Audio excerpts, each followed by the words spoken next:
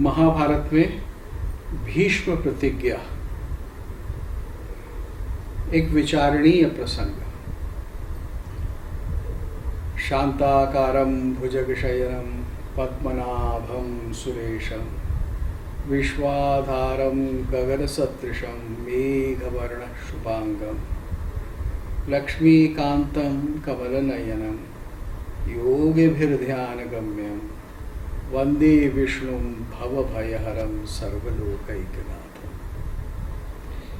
भीष्म प्रतिज्ञा का प्रसंग सर्वविदित है और वो पिता के प्रति भक्ति का एक अद्भुत उदाहरण है।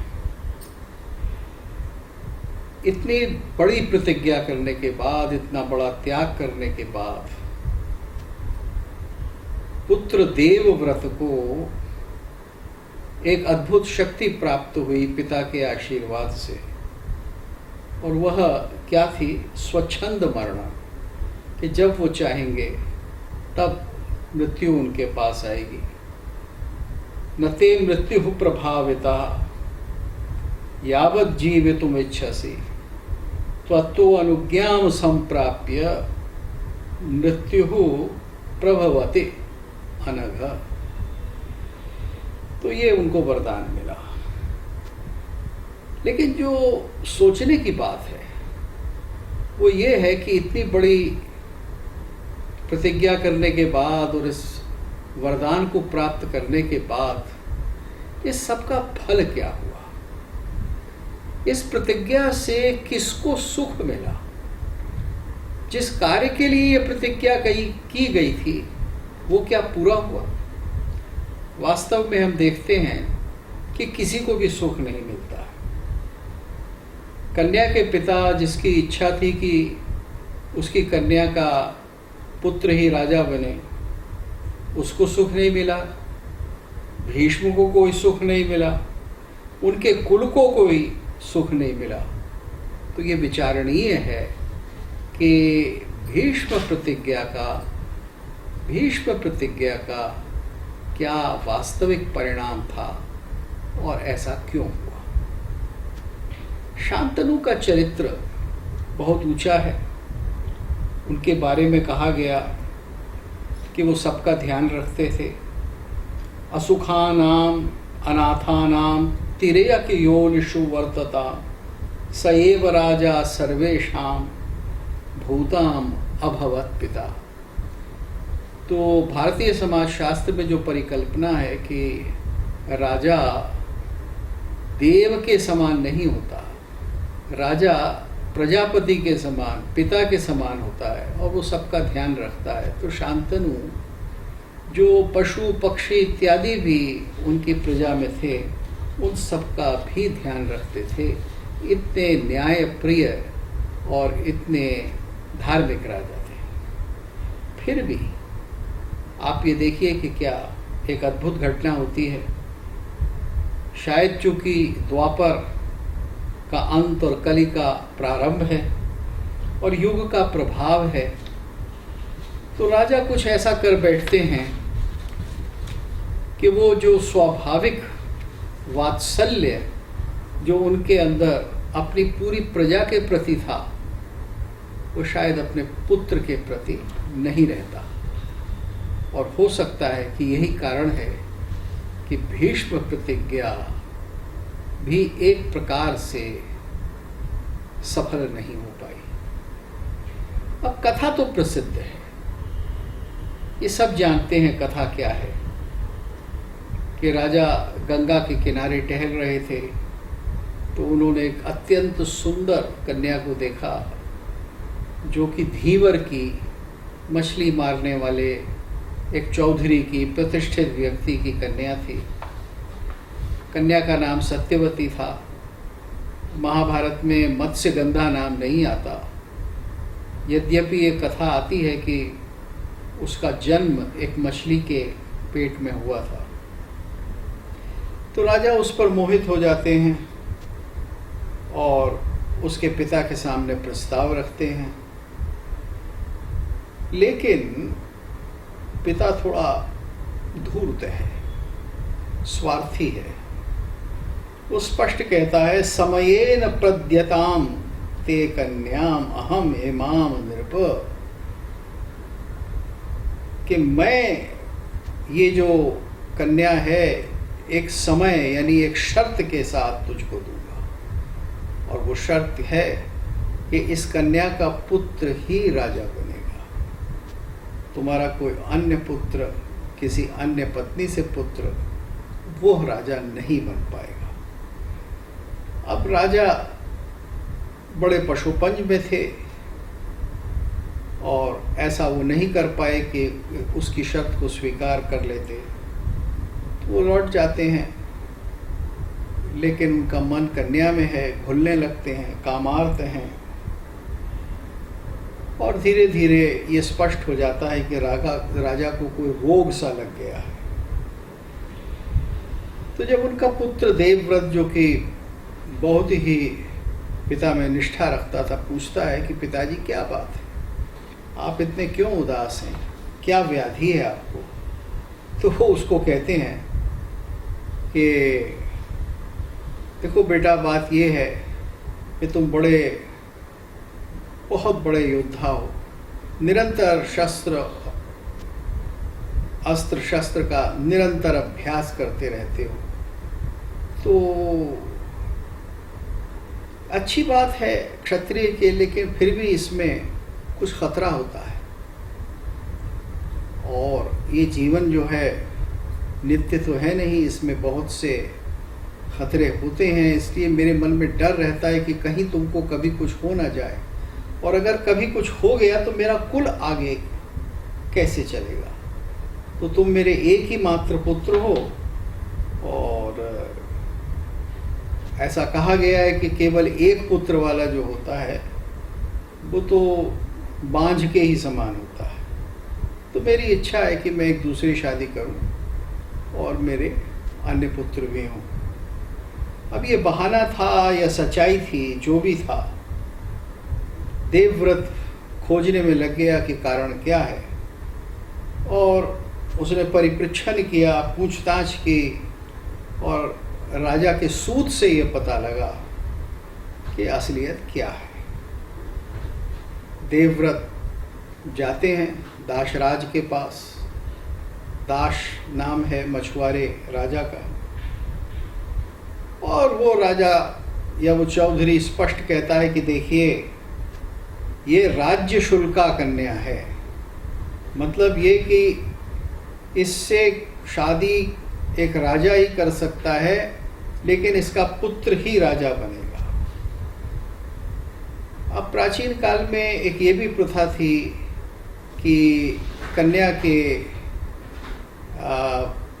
पिता को कुछ शुल्क दिया जाता था, तो ये शुल्क था, असुर विवाह इसको कहते थे,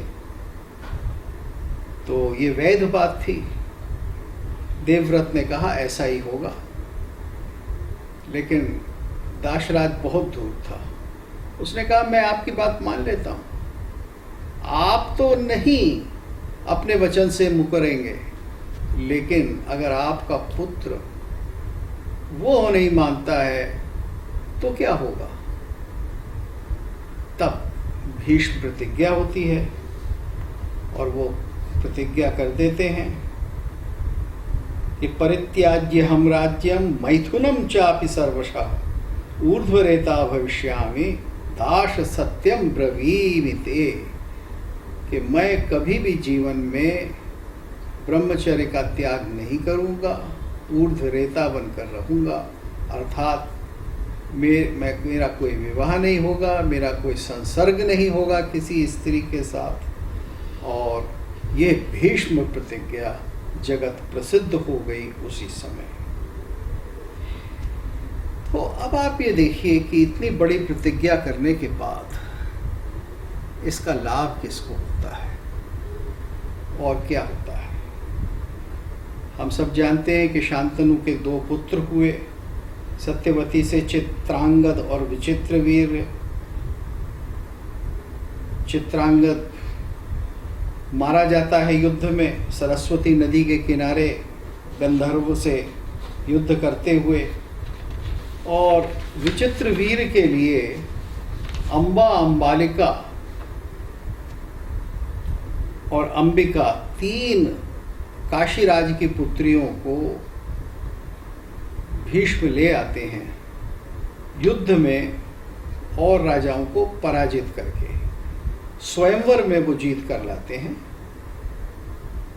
और विचित्र वीर के सामने प्रस्तुत करते हैं, लेकिन विचित्र वीर संतान उत्पत्ति नहीं कर सकता था, उसके वीर में विचित्रता थी। फिर आगे की कथा आप जानते ही हैं कि किस तरह से सत्यवती ने वो कथा बताई कि उनके एक पुत्र पूर्व संबंध से हुआ था। वो व्यास जी महाराज थे, द्वैपायन व्यास, और उनको बुलाकर उस समय की प्रथा के अनुसार नियोग के द्वारा संतान उत्पत्ति कराई जाती है, लेकिन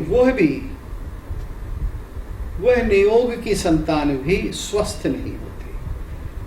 तो हम ये देखते हैं कि संभव पर्व में महाभारत के जो संभव जन्म का पर्व है, वहीं से दोष होता है और किसी की भी सामान्य उत्पत्ति नहीं होती, इसीलिए किसी का भी सामान्य आचरण नहीं होता, एक प्रकार की विकृति पैदा हो जाती है। तो यह विकृति भीष्म की इस बहुत बड़ी प्रतिज्ञा के अंदर भी निष्ठित है।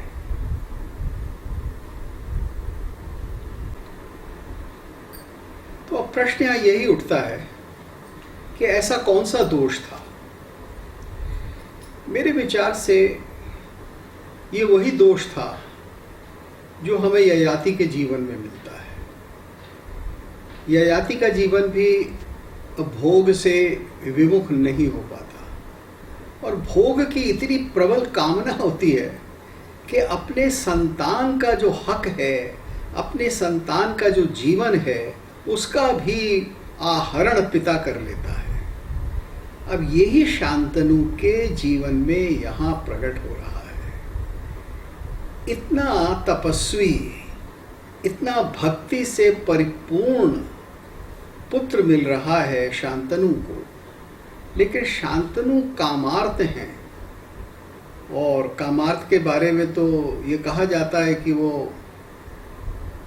अपना विवेक खो बैठते हैं। तो यही होता है, चेतन और अचेतन में उनको समझ ही नहीं रहती, तो इसलिए पुत्र के क्या अधिकार हैं ये समझ उनको नहीं रहती।